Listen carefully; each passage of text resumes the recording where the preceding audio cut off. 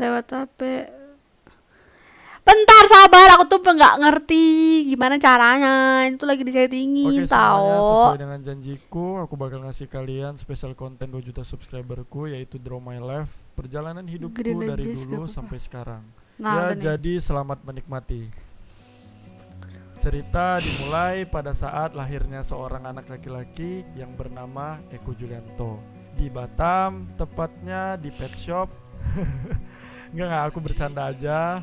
Ya intinya aku udah ada aja lah di Nih dunia ini aku ya. udah ini ya guys Pada lagi. tanggal 24 Juli 1998. Waktu aku masih dalam kandungan, bapakku ninggalin ibuku, atau bisa dibilang ayah dan ibuku itu bercerai sebelum aku lahir, guys.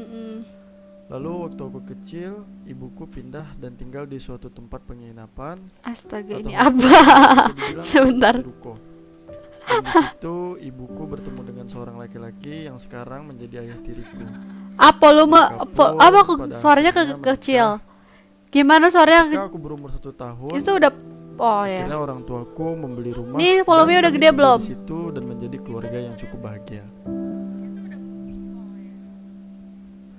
Waktu aku TK, bisa dibilang aku itu anak yang lumayan terkenal dan berprestasi ya guys. Terkenal Aman, karena aman, aman. kenakalan Udah kan? yang Udah ya? pertama, dan prestasiku adalah paling sering buat masalah. Dan yang aku ingat waktu itu aku pernah melempar batu kepada temanku dan Oh headshot. my god. Hari-hariku di TK Ini selalu aku udah dihukum nonton dan sih di berdiri di TikTok. depan kelas. Lalu Tapi aku nggak beranjak ke sampai SD, semua. namun kenakalan dan kebandalanku masih terbawa. Nah, pas kelas 2 SD lah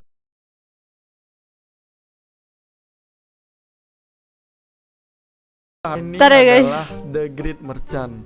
Lalu aku main Dota 1 juga dan akhirnya Kalau mau hari-hariku YouTube di masa besarin, SD iya. kebanyakan bermasalah. Sering bolos Udah dibesarin, ini sekolah, paling dan besar keluar net tahu. buat main game-game yang aku sukai. Dan akhirnya aku pun lulus SD. Dan waktu libur panjang kuhabiskan dengan terus bermain game-game yang kusukai. Ih, astaga ini apa? Waktu SMP aku dimasukkan ke pesantren sama ibuku. Awalnya aku itu ngerasa di pesantren itu kehidupan bakal enak, jauh dari orang tua dan bebas. Tapi itu semua gak sesuai sama ekspektasi aku.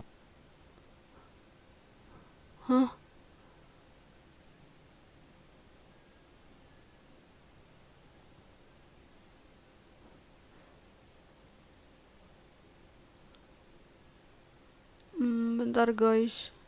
Ini aku nggak ngerti guys. Jadi tolong harap dipaklumi. Oh my god.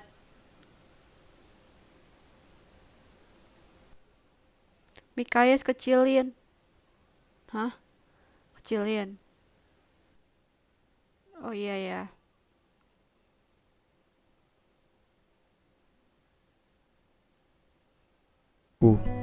Dan akhirnya aku nggak kuat karena kehidupan di pesantren Ah, rupanya nggak bebas, berusaha mandiri dan lain-lain. Lalu waktu aku naik ke kelas 2 memutuskan Guys, untuk tonton dulu pindah ya, guys. sekolah Aku ke SMP penasaran biasa. nih. Di situ aku senang banget karena aku bisa dapat kebebasan. Dan ibuku membelikan aku komputer supaya aku nggak mengulangi kebiasaan aku dulu yang sering bolos, dan ternyata semua tidak sesuai harapan, malah jadinya lebih Kekecilan parah. Mikayes, ya ampun, tadi katanya kebesaran. Waktu itu aku sampai bolos 3 Aduh. bulan. Udah kalian nonton Dan aja ibu dulu guys. aku sering banget dipanggil ke sekolah. Tapi pada akhirnya aku pun masuk ke sekolah lagi seperti biasanya, menjadi anak baik. Waktu itu dengan uang jajanku yang 7.000, gimana caranya aku harus nyisihin duit buat main warnet, makan, dan ongkos. Terkadang aku ngasih uang kurang Makanya, ke guys, supir kita angkotnya, dan akhirnya supirnya marah-marah. Terkadang juga aku bela-belain jalan kaki supaya bisa sisihin uang untuk main warnet. Masuklah aku ke masa SMK. Jurusanku multimedia. Waktu aku kelas 1 SMK, mulailah kenal yang namanya naksir sama perempuan. Waktu itu aku percaya diri karena kegantenganku dan aku cukup ngerasa banyak yang naksir. Sampai-sampai aku ngerasa bude kantin pun naksir sama aku. Ya ampun. Waktu itu aku pernah dekat sama kakak kelas juga. Dan itu agak lumayan sih perbedaannya. Dia kelas 3 SMK dan aku baru kelas 1. Fuckboy ya, iya Nah fuckboy. disitulah aku mulai enggak, jarang guys, banget fuckboy, yang karena namanya cuma main dekat game. satu orang. Tapi karena kelasku di jurusan multimedia, kebanyakan murid perempuan. Dan setiap harinya ya mainnya sama perempuan. Terus aku tuh mulai bosen, jenuh, nggak tahan. Iya. Akhirnya ya aku pindah ke jurusan TKJ atau IT guys ya. Dan di kelas 2 SMK aku udah gak deket lagi sama kakak kelasku. Akhirnya Ya, bebas kasihan di bermain ghosting, dengan guys. teman-teman cowok di Parah jurusan banget itu. di ghosting Dan nih, bisa fuckboy. seru-seruan, asik lah pokoknya ya. Waktu kelas 2 SMK, ibuku dan adikku pindah ke Singapura untuk ikut diam ayahku. dulu. Oke, Mereka pindah ke warganegaraan dan akhirnya aku tinggal sama nenek aku. Dan disitulah aku mulai balik lagi jadi anak yang rajin ya guys. Rajin bolos, rajin main game, dan kerajinan-kerajinan lain lah pokoknya. Balik lagi lah aku kayak dulu, itu aneh lah. Ditambah aku lebih suka menyendiri, main sendiri karena fokusku hanya untuk main game. Sampai aku akhirnya gak punya teman dan aku menutup diri.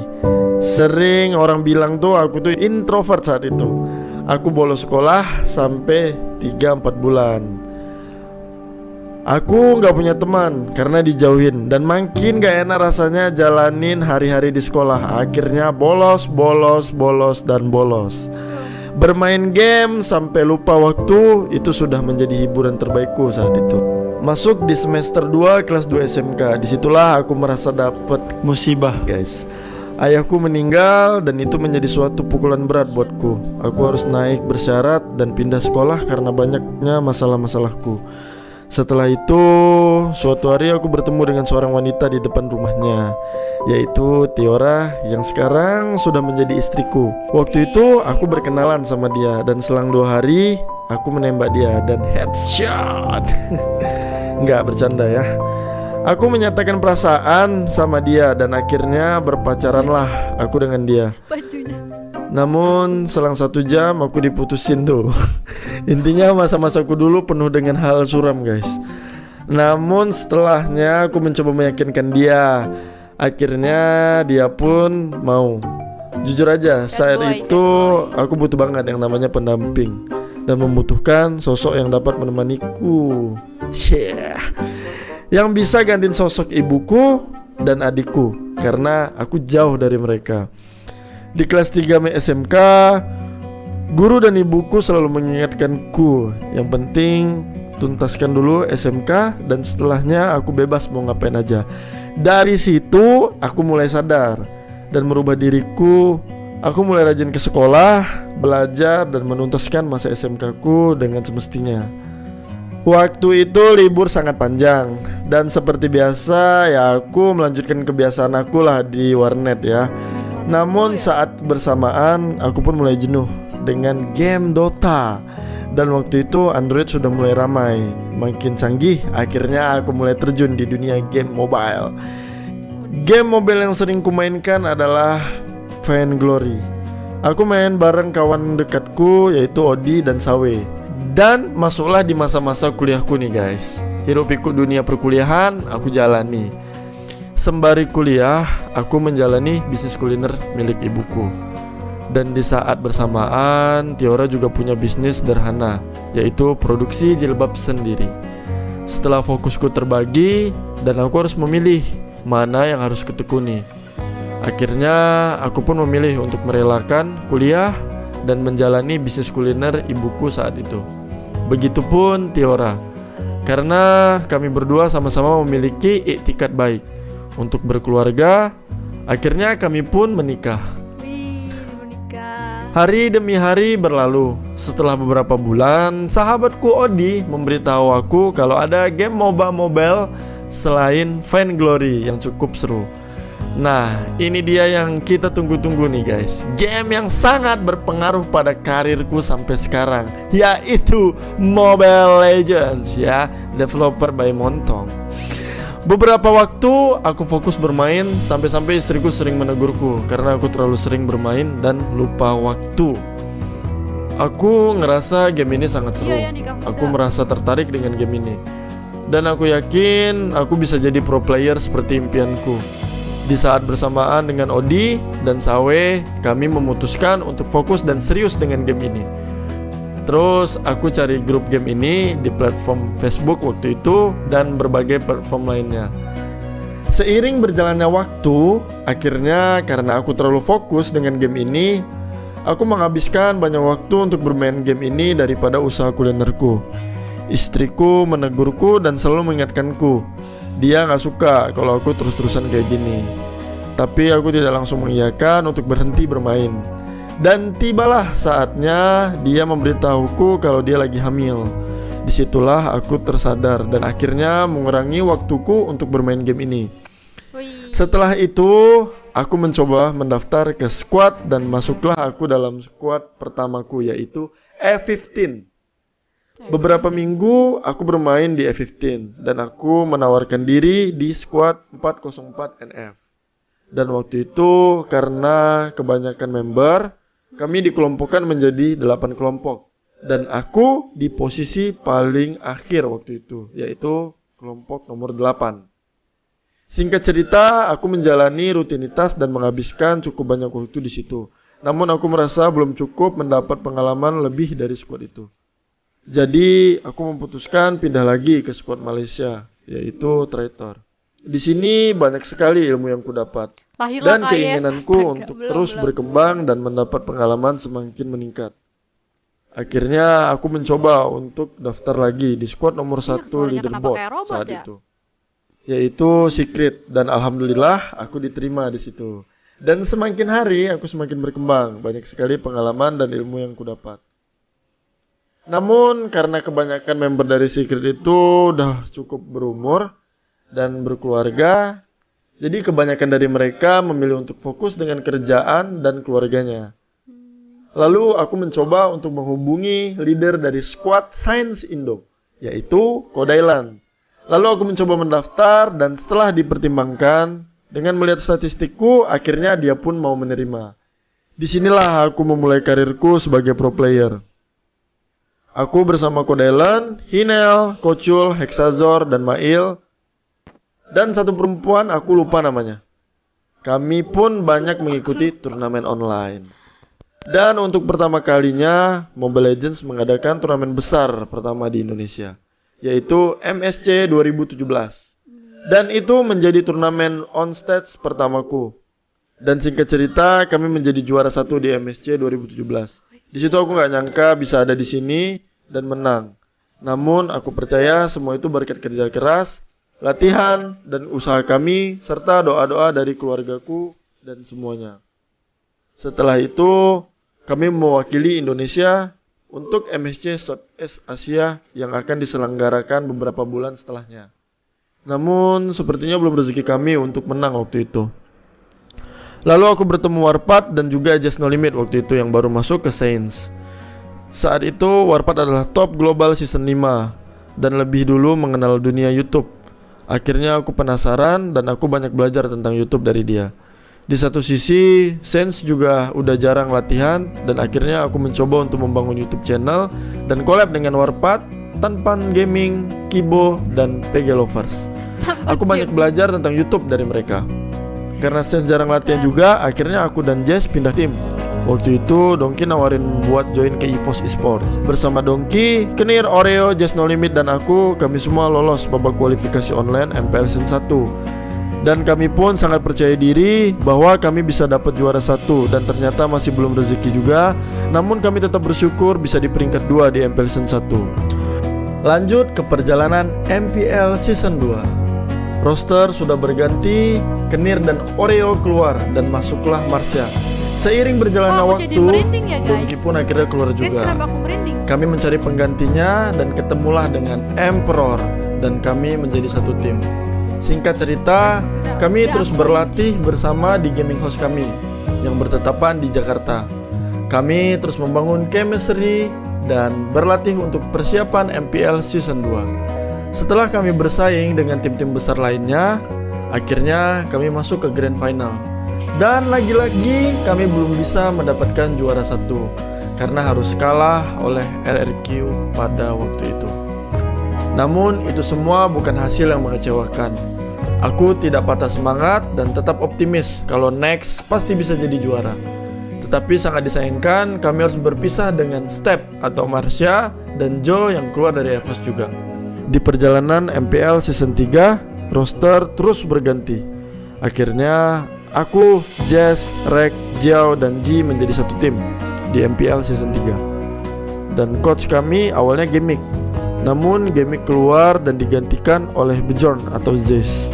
Saat itu kami sangat aktif dan serius dalam latihan, sampai-sampai harus berlatih ke Filipina. Setelah itu dimulailah MPL season 3. Aku cukup yakin kalau kita bisa juara kali ini. Namun semua harus berakhir dengan hasil yang cukup membuatku merasa sangat jatuh. Mengalami kekalahan telak dan harus berakhir di posisi ke-8. Di situ aku berpikir, aku masih banyak kekurangan. Rasanya ketika aku udah berjuang keras, mati-matian untuk latihan, dan semua itu masih juga belum cukup ternyata. Sempat terpikir olehku untuk berhenti dan hilang semangat untuk mengikuti MPL lagi. Aku merasa mungkin belum takdirku untuk bisa menang. Hingga tiba saatnya suatu hari aku duduk di suatu kafe dan aku melihat ada tulisan motivasi dari Muhammad Ali. Udah, penggila quarters bro. Kata-kata yang membuatku kembali termotivasi untuk mendapatkan goals atau tujuanku. Akhirnya aku pun memutuskan untuk lanjut. Setelah beberapa waktu berlalu, masing-masing dari kami ada yang memutuskan untuk berhenti, kecuali aku dan Rek. Dan seperti biasa, roster terus berputar. Dan akhirnya roster untuk MPL season 4 terbentuk, yaitu aku, Rek, Luminaire, Wan, dan Donkey, dengan Z sebagai coach. 1 minggu terbentuk, kami langsung memenangkan INC dan mempersembahkan piala untuk EVOS ML yang awalnya aku drop banget. Sewaktu itu menjadi semakin percaya lagi dan memiliki semangat penuh, layaknya baterai yang habis dicas bro. Singkat cerita, setelah banyak pengorbanan dan waktu yang kami curahkan untuk latihan dan bersaing di MPL season 4, dengan persiapan yang aku rasa sudah mencapai 1000% dan chemistry yang cukup. Oke, aku merasa di tim ini bukan hanya sekedar partner, namun sudah seperti keluarga ketiga setelah keluarga kecilku. Dengan terus berdoa, karena kami yakin Tuhan tidak tidur, dan tentu juga berkat doa dan dukungan kalian semua, akhirnya kami berhasil menjuarai peringkat nomor 1 MPL season 4. Kosong-kosong ya. Let's go. Nice. Main yang terbaik dari semua tim tadi. EVOS! Nani! Stiker gitu loh, stiker gitu loh, stiker gitu loh, stiker gitu loh, stiker gitu loh. Tapi wow! Yang diundangkan FPL Indonesia.